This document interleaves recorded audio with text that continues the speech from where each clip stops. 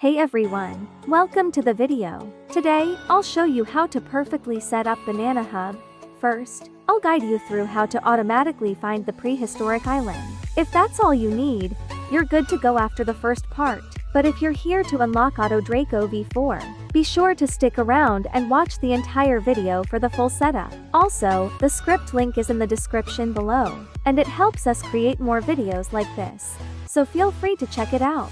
Don't forget to like, subscribe, and turn on notifications. It really supports the channel. Now, let's get started.